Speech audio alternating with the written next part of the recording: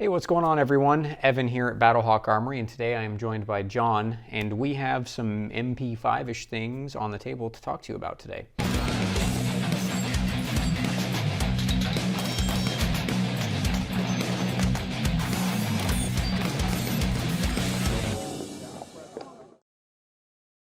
So Jon, why don't you run us through what you have over there? So first off, we got the HK SP5. It's got the direct thread and tri-lug adapter, and then we got the SB Tactical folding brace on it. Okay, so name brand HK SP5, but if that price point has been something kind of holding you back from getting an HK SP5 historically, there's a brand new option out on the market right now that's coming in from Military Armament Corporation. So what I have in front of me is the Mac 5. So this is, for many practical purposes, an MP5-ish clone or SP5 clone, whichever nomenclature you prefer to refer to this firearm as. However, this is coming into the market around a third the price point of the H&K name brand. We're going to take a look at what some of these firearms come with as far as in the box and how you can set these things up. We'll take them to the range and we'll kind of see how they stack up against each other regardless of that massive difference in price point. So the H&K SP5 comes with two 30-round magazines, this version does, and a bungee sling.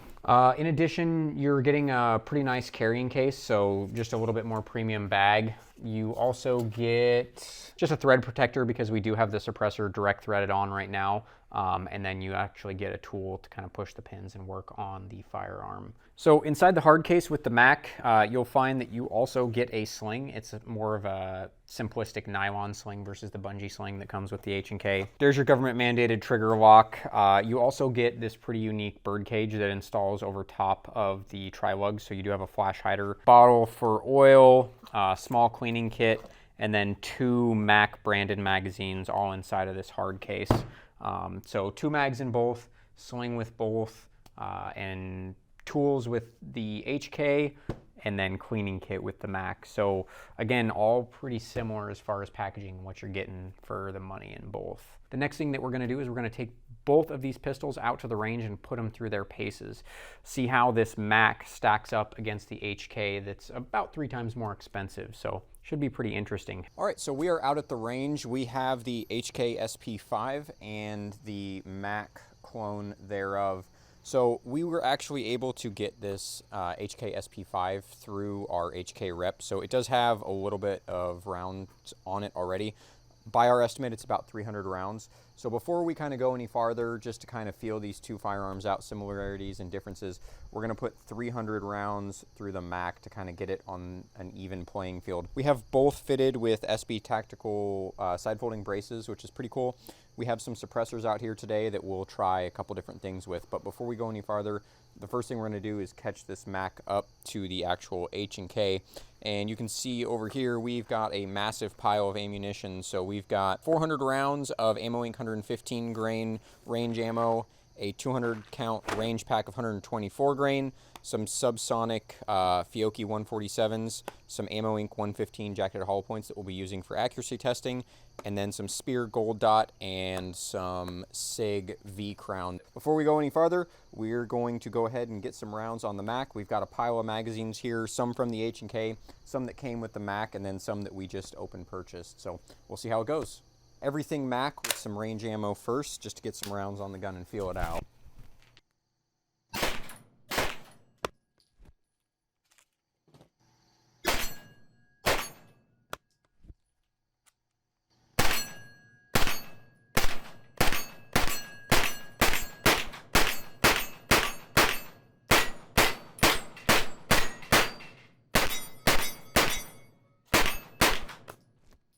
All right, so a little bit of a rough start. Looks like it did not have anywhere near enough oil on it from the factory, but we just sprayed a little bit of oil on it, and after that, it ran no problem. So let's try mag number 2. This is a full mag again, Ammo Inc. 115 grain.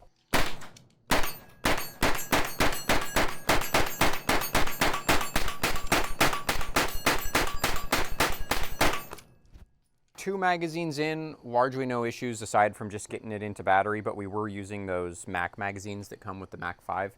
We're going to roll over to an actual H&K SP5 magazine, so we'll see if this works any better as far as at least getting it into battery.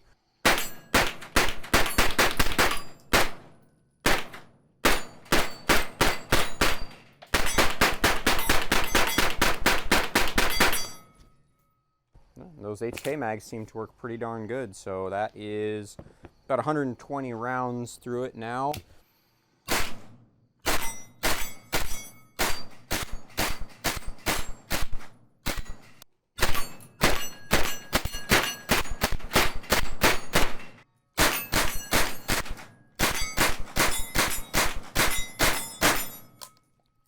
So we are just about to the 300 round mark with the Mac 5. This is the last magazine that will get us to 300 rounds. After the first magazine, where it didn't seem to want to go into battery, and we put a little bit of oil on it, it's been running pretty good so far. Really no issues. It's definitely getting a little warm because we're not really giving it any breaks, but we'll go ahead and finish out this first 300 and then do some accuracy testing.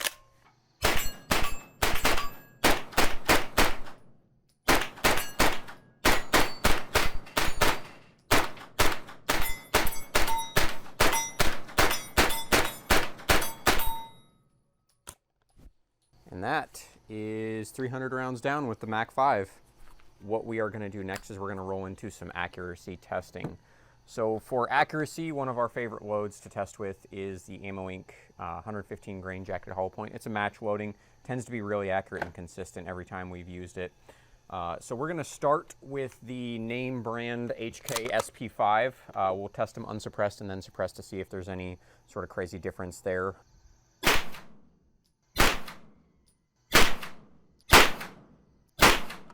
So that's 5 rounds with the HK SP5, and we'll try 5 rounds with the Mac 5 to the left target now.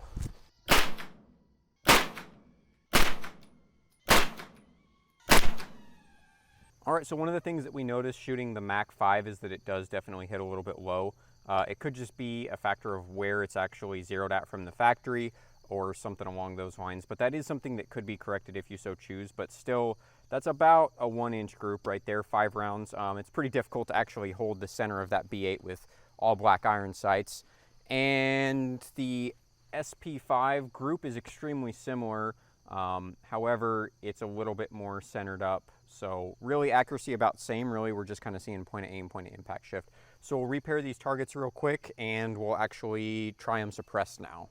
All right, so one of the really cool things with both the SP5 and the Mac 5 is that they have multiple ways of attaching a suppressor. They both have a tri-lug mount at the back and then an actual threaded portion of the muzzle up in front of the tri-lug. So what we're going to test next is this rugged Obsidian 9mm converted to tri-lug on this SP5 pistol. So again, same Ammo Inc. 115 grain jacketed hollow point match ammo. And we'll just see if we can notice any sort of a difference and see how it does with the suppressor installed, and then we'll try the Mac. And with tri-lug, we can pop that Obsidian 9 straight off the SP5 and throw it straight onto the Mac 5, and we'll shoot a group with the Mac 5.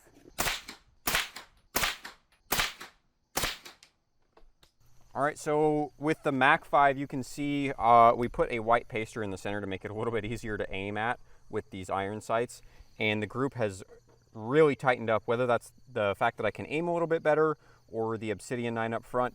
But also that group is really in about the same spot there, which you can see by those pasters. And if we step over to the SP5, again, about the same thing. Group seems to be a little bit better, not quite as good as the Mac was, surprisingly. However, it's also in the exact same spot, so it doesn't seem like this Obsidian 9 on the tri-lug has shifted our point of impact at all. So that's pretty interesting, but let's go have some more fun. So the last thing that we want to try with accuracy testing before we push any further is going to be a direct thread suppressor. So we do have a Thunder Beast Fly 9 here. Since both of these are capable of taking a direct thread suppressor, we've got this one set up with the fixed barrel spacer and a 1/2x28 piston in it. So we'll just go ahead and thread that on.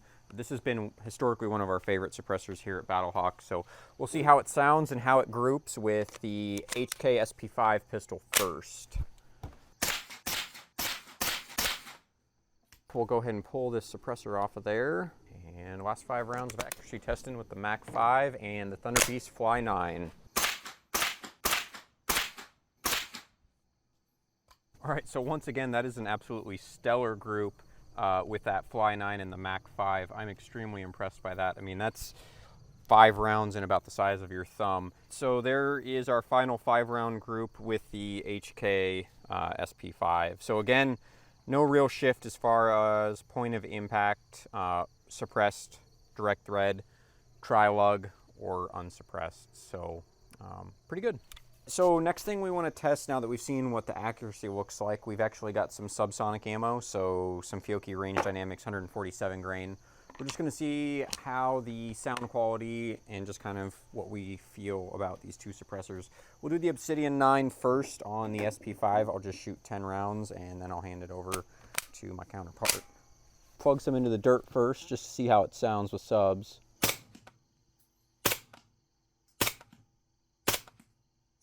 Pretty darn good.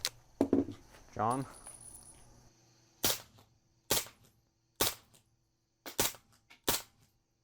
All right, and we are gonna go ahead and pop this can over to the Mac 5. Definitely feel like I'm getting a little bit more blowback off of the Mac 5. Oh, they both suppress great, but it just seems like the Mac 5 has a little bit more blowback out of the actual ejection port for whatever reason, but still works great. So we've been babying these guns a little bit, but what we're going to do next is we're going to try to burn these pistols down. So I've got the HK SP5 with the Thunder Beast Fly 9. John, you've got the Mac 5 with the Obsidian 9 on it. We've got 3 mags each, Fiocchi 147 subs, Ammo Inc. 124 range stuff, and then some Ammo Inc. 115 grain range stuff. We'll shoot them highest grain weight to lowest grain weight, and we'll just kind of burn these things down and see how they each do about as quick as we can with 3 mags. All right, here we go.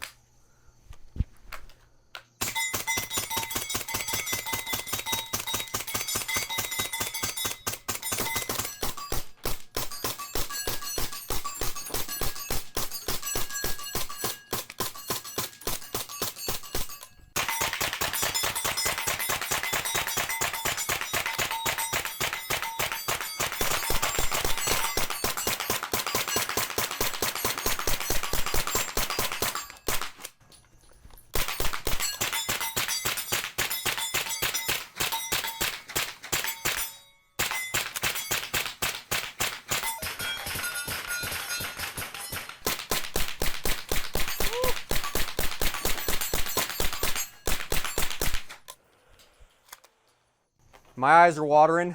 That's partially just being left-handed, but I ran through 3 mags on the SP5. No issues whatsoever, about as quick as I can. John, how'd the Mac 5 do? Without doing the actual HK slap, starting off, I didn't get it seated right, but we're good. It was good. Yeah. So again, once you get it into battery, it runs pretty well. Runs really good. Awesome.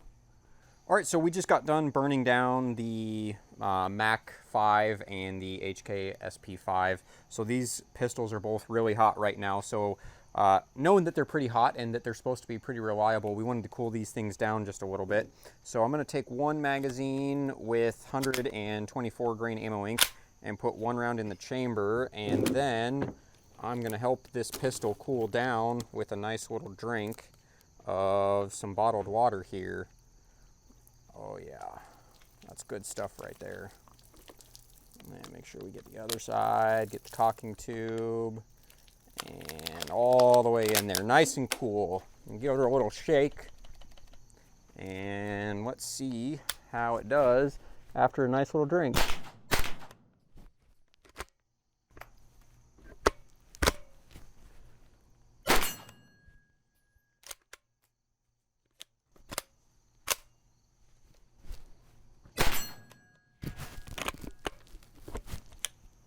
So it's cool now, but it doesn't seem to want to work too well. So what we're going to do, just a little bit of some oil and see if that changes the story a little bit.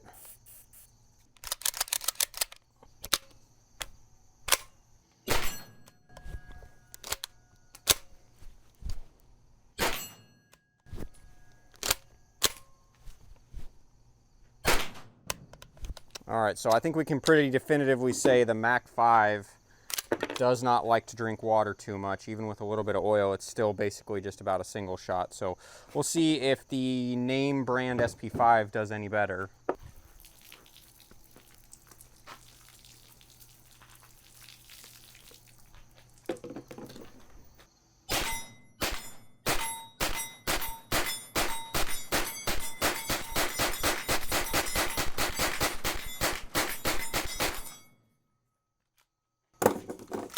So again, once we got into battery, the HK SP5 does not mind having a little drink of water after a burn down, and the Mac 5's kind of been airing out a little bit.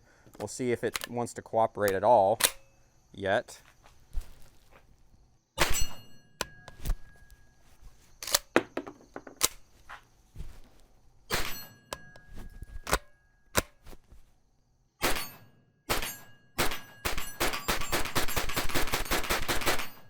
All right, so after much turmoil, it's finally starting to run a little bit.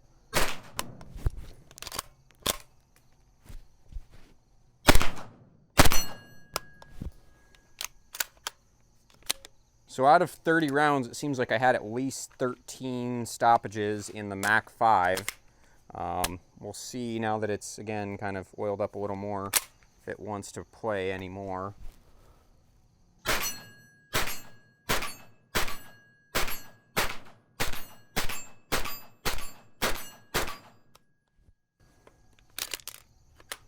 Still had one, so third time's the charm on this last guy.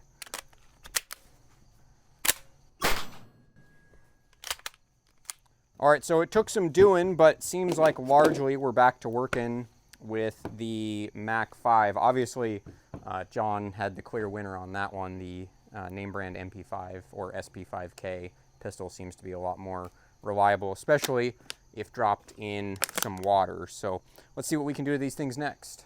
So we've got both of these pistols stripped apart. They're pretty wet. We're just going to give them a blast down with some gun scrubber, just kind of knock some of the stuff out of them, get them kind of back onto a level playing field. Just a quick rinse down here real quick.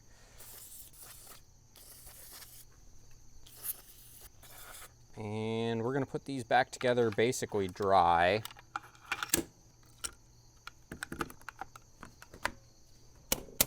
All right, so we're just going to check to see if these things are working. We'll just try about 10 rounds of this 124 grain ammo ink. So let's just start with the HK SP5 and see if we're back to working, even though we worked just fine with the drink.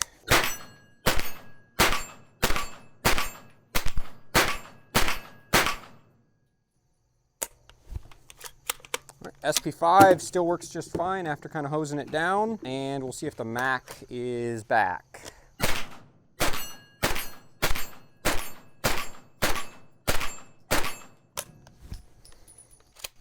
All right, and the Mac is back as well.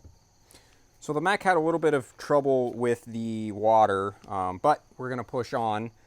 So the next thing that we're gonna do, same thing, 30 rounds of ammo ink, 124 grain full metal jacket. I got one in the chamber. Gun is basically completely dry, and we are going to see what happens if you have your Mac 5 and you drop it in some sand. Not that it should matter too much on that side, but we got a sandy Mac. Here we go. And one round and failure.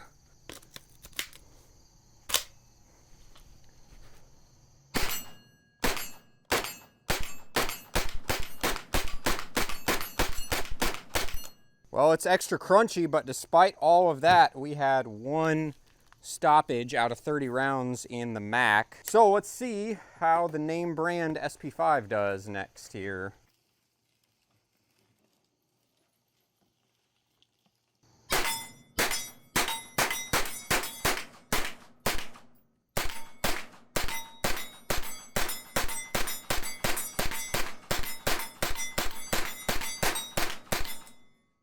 Extra crunchy, but worked great. So we've seen how both of these pistols do kind of in some adverse conditions. So the next thing that we want to test is, well, maybe you've kind of been neglecting it. You've left it in your closet. It's accumulated some dust. As you can see, we still have most of the sand and water and things like that, and these are still bone dry. But how is it actually going to do with defensive ammo? So we've got some Sig Rose 115 grain that we'll start with, and an Obsidian 9. So we'll see how this does as a neglected defensive weapon.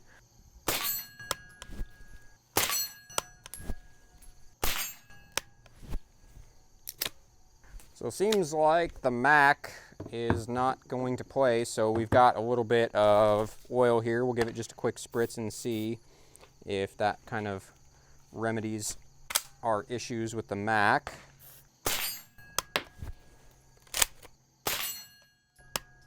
Yep. So that is going to be a fail on the Sig Rose ammo with the Mac. The next thing that we've got to see if it's any different is we've actually got some gold dot LEs, so some 147 grain hollow points here. Should be a little bit higher powered ammunition. We'll see if it's any different with the Mac. And another round and dead. So the Mac is dead. It does not like to be neglected. However, we'll have Jon give it a go with the Obsidian 9 on the Mac 5 pistol.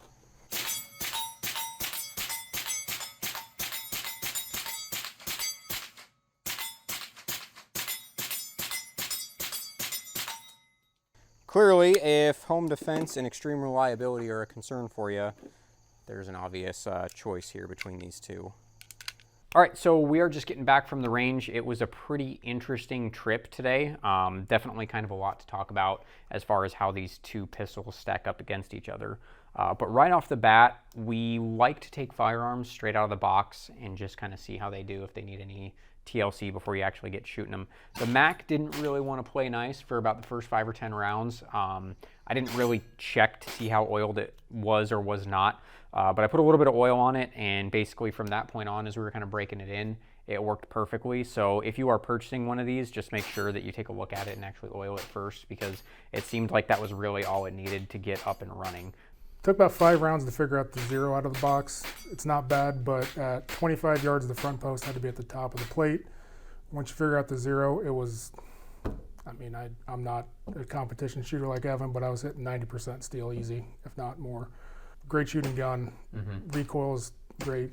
To me, one of the kind of biggest surprises right out of the box was, if you don't shoot these roller delayed designs often, it kind of surprises you when you go back to one just how smooth the recoil impulse truly is comparative to some of the straight blowback guns.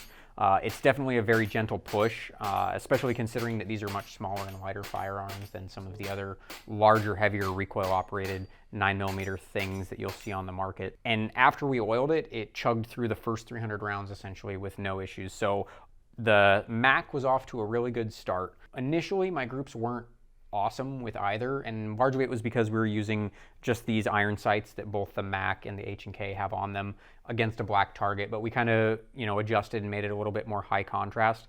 And the Mac actually printed some really impressive groups. Like, I would almost argue that, could have been the shooter or the day or whatever else, but it seemed like the Mac was actually the more accurate of the two as far as group sizes go. So I mean, regardless of anything else, the accuracy that this has for its price point was extremely impressive. The other thing that we noticed with the accuracy, as you kind of alluded to earlier, is that the Mac, the sights weren't actually zeroed, at least for the distances or the ammunition that we were using out at the range. So we did have a little bit of difference between our point of aim, point of impact. However, this rear diopter is actually adjustable. You just would need to kind of look into what that entails. Sometimes you need a special tool for that, or things of that nature to actually get it adjusted. But it wasn't like crazy off, and we weren't shooting crazy far, so we just kind of rolled with it. But the actual H&K, the iron sights were much truer to point of aim, point of impact. Here at BattleHawk, we love suppressors. We've got a ton. We took 2 of our favorites out today with us. We have the rugged Obsidian 9mm, and then you've got the Thunder Beast Arms Fly 9. Yeah, so the rugged is a steel suppressor, the Thunder Beast is a titanium. Both suppressed, unsuppressed, steel tri-lug, titanium direct thread, and really we saw no point of impact shift no matter how we attached a suppressor. The groups stayed essentially the exact same and hitting in the exact same location. So that was super encouraging from there. We did a 90 round burn down, 3 mags. The SP5 had no issues. Shot great, recoil was awesome. And largely the Mac was the same. It was just absolutely chugging through ammunition. But once we had these guns hot, that's kind of where we started deviating a little bit from the norm. So the Mac did struggle a little bit, even just with a little bit of water, even though we lubricated it earlier in the day. It didn't quite seem to want to feed the second or third round into battery. After a couple manual cycles of it being essentially a bolt action, it kind of got back into a working status again. But you shot the HK, how'd that do? The SP5 did not care. 30 rounds, rapid fire, no issues. Shot all 30 and didn't even blink an eye. Asked for more. Yep, asked for more. With a sandy Mac, it was pretty much down for the count. Everything largely did still function. The safety was still usable. You could still manually chamber round and it would go off, but it wouldn't feed those subsequent rounds regardless of what we tried to do. On the other hand, how'd the HK do? 30 rounds, no issue, asked for more. I think the sand test definitely shows where the extra $1,500 to $2,000 comes into play. Both are fun to shoot. Honestly, shooting both before the torture test, I couldn't tell the difference. The recoil, the rate of fire, triggers, felt like the same gun. But I believe the extra money comes into shine when you're actually torture testing it. Yeah, and again, for most people, these are going to be relegated to hobby guns. Most people use firearms for plinking at the range, having fun, or even just collecting. And the Mac certainly looks the part. It performs the part when you're out at the range plinking. It shot great. The accuracy was sensational. It worked great suppressed with direct thread and tri-lug, and it's set up for all of those things out of the box. Takes a lot of HK MP5 accessories, even takes HK magazines. In fact, we found that the HK magazines tend to work a little bit better in the Mac. But again, if you're looking for an HK because you have to have an HK for collector reasons, or you just want something that's extremely durable, that's the real deal. Obviously, once we kind of started getting into the torture testing, the HK really kind of showed its true colors and proved why it has been as popular in military and law enforcement circles for as long as it has. But again, the Mac in a clean, just range environment for a third the price really kind of shined. Like it was an actual joy to take out and shoot.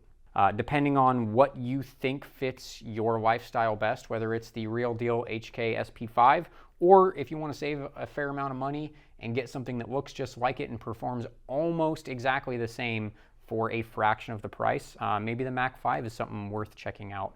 But again, we had a great time with both of these today. We hope that you enjoyed watching. We appreciate you tuning in, and we hope to see you shortly for our next video.